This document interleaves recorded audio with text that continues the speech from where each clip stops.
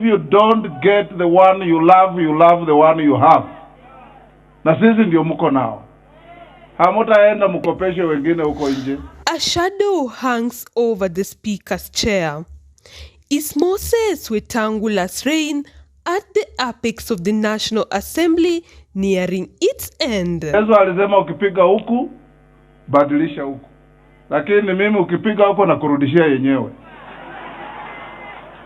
The question, once whispered in hushed tones in the corridors of power, is now a shout amplified by the pronouncements of Cleophas Malala. Niseme nisiseme, nitoboe nisitoboe. Malala, a confidant of the former deputy president, a man whose past pronouncements seem to carry the weight of prophecy, has tossed a grenade into the already simmering political landscape. Wakati wa kufanya maendeleo na siasa, atafautishe kati ya Western Region na Nyanza Region. Kwa sababu sisi, wakati ya kupiga kura, sisi ndio tunapiga kura. Wale jamaa wapige kura. Wakati ya maendeleo inaenda kule, sisi tunanyimwa maendeleo hapa. Ningependa rais akija hapa kesho, aambiwe kwamba wakati wale watu wa Azimio walikuwa na campaign hapa Kakamega, walituambia kwamba watapatia mtoto wetu Oparanya awe Minister of Finance. Wakati wamepata uongozi wa kuingia kwa serikali ya Ruto, wamechukua kiti ya finance, wamepeleka kwao, wamepatia Oparanya hii ingine ya Hustler Fund. Na unajua Hustler Fund, unabonyeza *254# unapata pesa. Hata Oparanya yuko katikati hapo. His recent claims, delivered with the article flair at the funeral of Malava MP Malulu Injedi, have ignited a firestorm. He hinted ominously that even Wetangula himself, perched on that gilded speaker's chair, might be unsure of his tenure. Umeona hata huyu speaker Wetangula amekaa hapa na yuko sure kama yeye ni speaker, wanamtishatisha kila wakati. Niseme nisiseme, nitoboe nisitoboe. Hata next week mimi nasikia Raila Odinga anakuja kujiunga na serikali. Na nasikia anataka kiti ya prime minister ambaye ni huyu Musalia Mudavadi. Hii maneno mpaka tukwambia rais, tafadhali usiguse hawa watu. Kiti ya hawa watu ni viti zetu. We must protect our community and respect the Luhya nation. The reaction was visceral. A cacophony erupted, battling shouts of agreement, gasps of surprise, swallowed by the applause of the emboldened.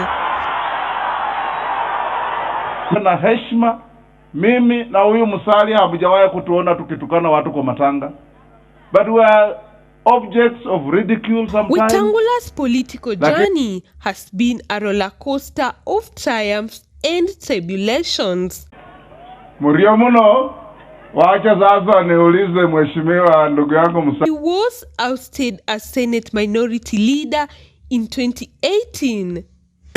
Simba. Usawa, haki na ukweli. Thank you.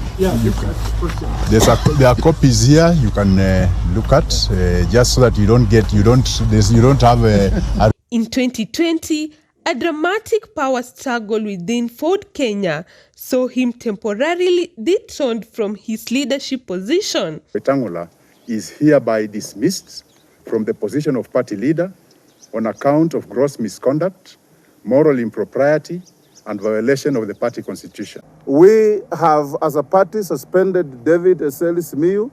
He's no longer our Secretary General, and in his place, NEC has appointed Dr. Chris Wamalwa from Kiminini as our acting Secretary General until further communication will be given. Accused of impropriety and constitutional violations, these past battles are hardly a secret weapon. These incidents serve as a constant reminders that the ground beneath him is not always solid.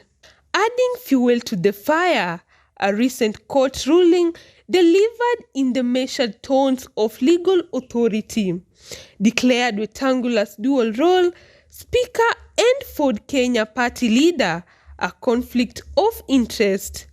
This verdict prompted a chorus of calls for his resignation, the Azimio la Umoja coalition, seizing the opportunity, ratcheted up the pressure, demanding his departure.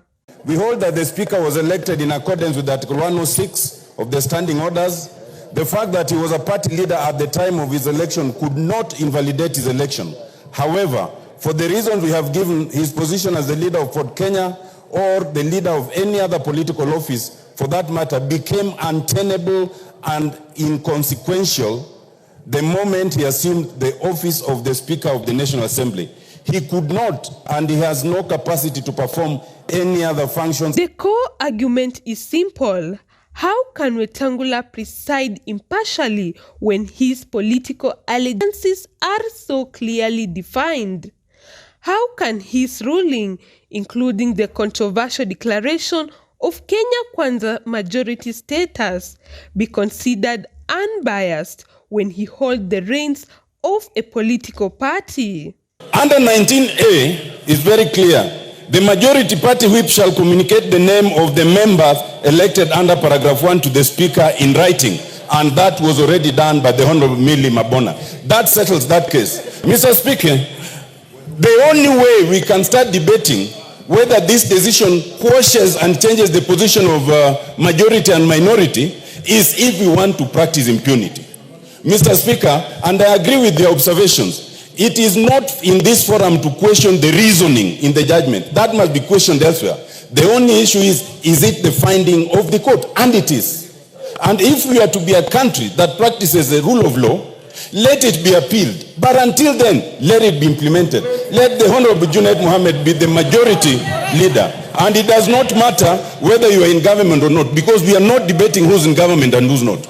We are not debating. And now, Malala's pronouncements hang in the air, a premonition of sorts. Could he be a modern-day Cassandra foreseeing the Speaker's downfall? Is this a calculated move, a prelude to a formal impeachment process, or simply a political theatrics designed to unsettle and undermine? Only time will tell if Malala's words are mere saber rattling or a genuine glimpse into the future. For now, the question lingers, a cloud-darkening Speaker's chair. Is Moses Wetangula truly on his way out? We can only wait, watch and see. Wacha sasa niulize mheshimiwa ndugu yangu Musalia pia aseme machache, sisi tutazungumza kesho. Newsroom Maisha TV. My name is Joy Madoya.